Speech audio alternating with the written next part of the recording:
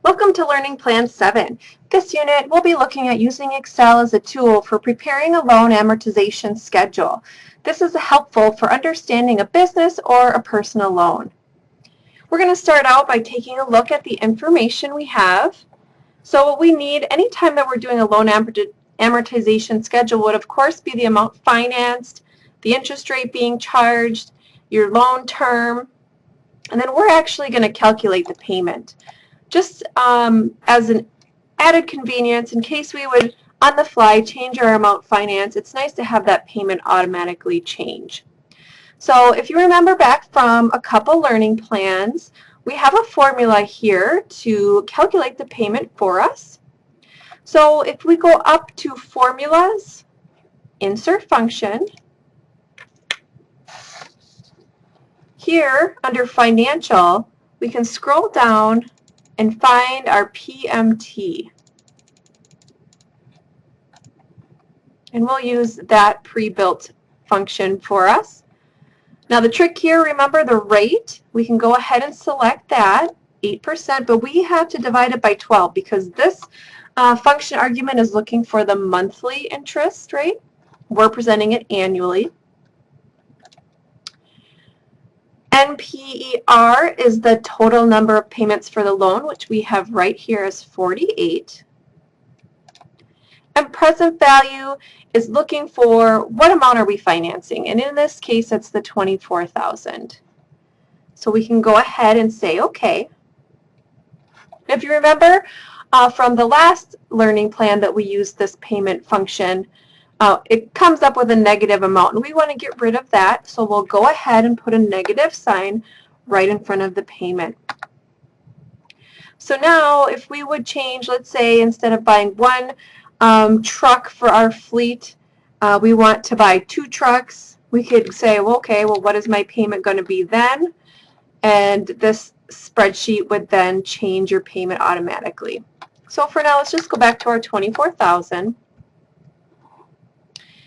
All right, so now let's go ahead and see a loan with these details, how that's going to amortize below month by month. So to start out, let's just go ahead and grab our payment. Now, it's not showing me the cents, and I really would prefer that it did. So I'm going to go ahead and right-click on this cell and say Format Cells. I'm going to move my decimal places up to 2. Okay, moving along to calculate what portion of this $585.91, how much of that is interest. So to do the interest formula, I'm going to use rounding, the round formula, because I don't want to deal with any kind of fractions of cents. I want at the end of my amortization to have a big fat 0, so I'm going to use the round function and start my parentheses.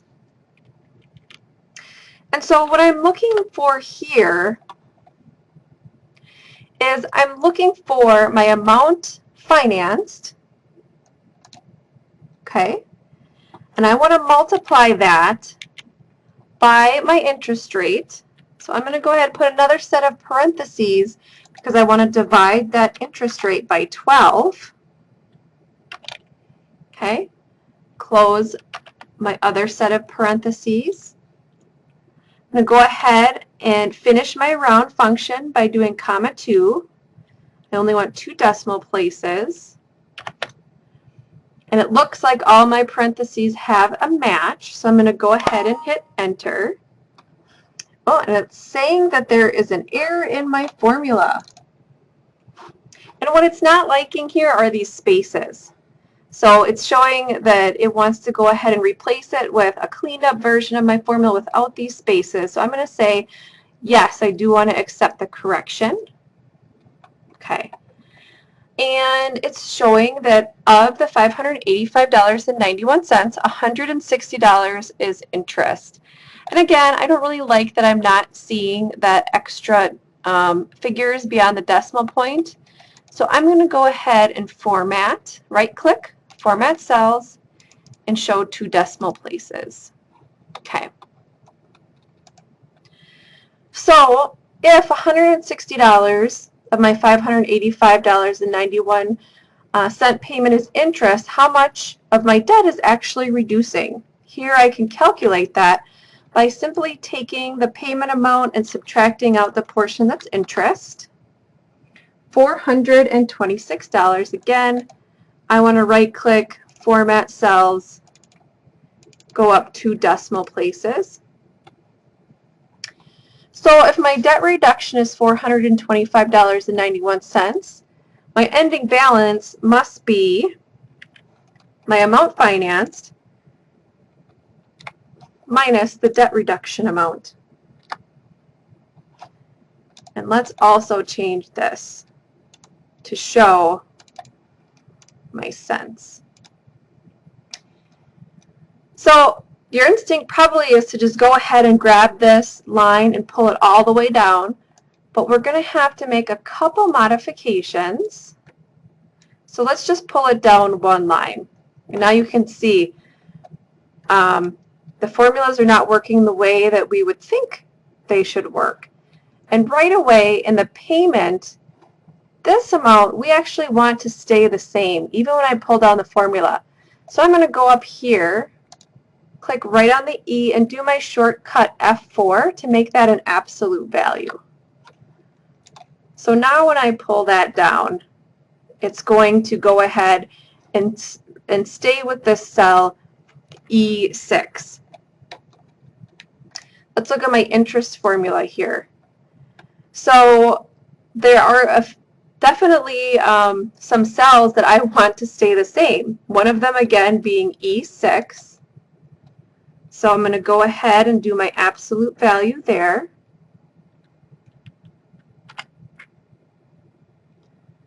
How about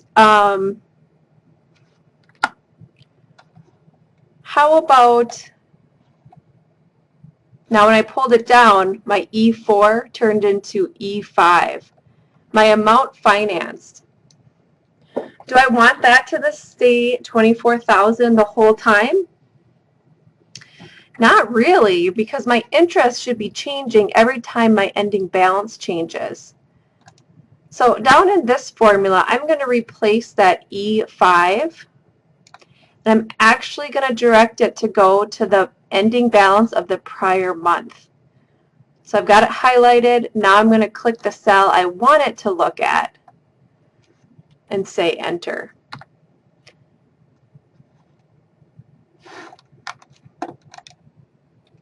You can see that that's definitely not the amount of interest I want. So let's take a look at this formula.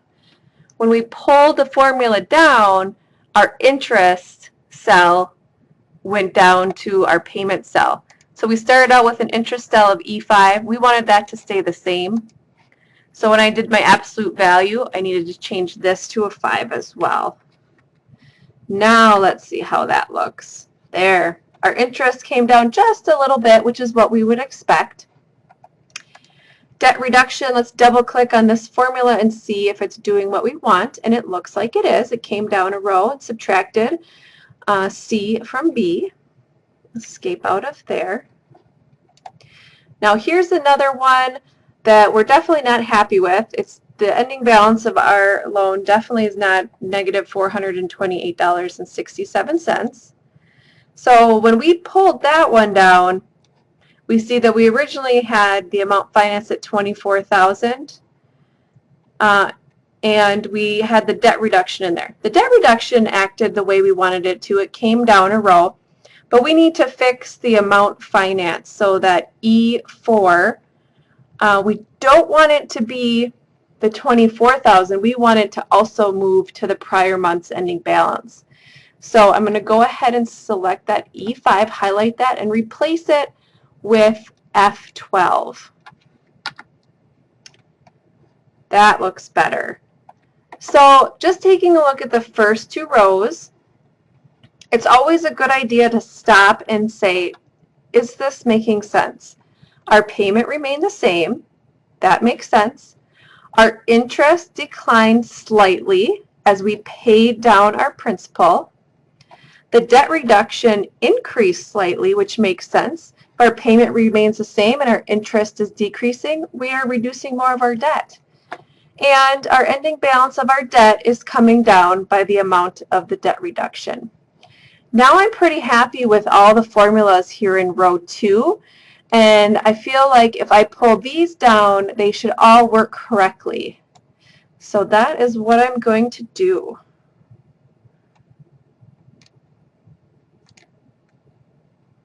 All right. So it looks like everything seems to be working the way I wanted it to. I didn't get my 0 down here, but we came pretty darn close. We're off by a penny. And we can see how in a normal amortization of the loan, we have our payment staying the same.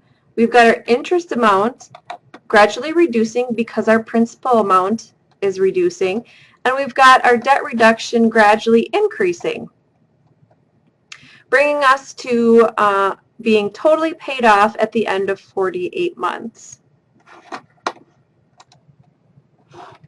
You could go ahead and change some of your factors here and just see how it would look. So if we went back to that 48,000 example, we've got a much higher payment, much higher interest, and we can see that how that dollar amount would amortize and come to here. We've got a 2-cent difference here at the end.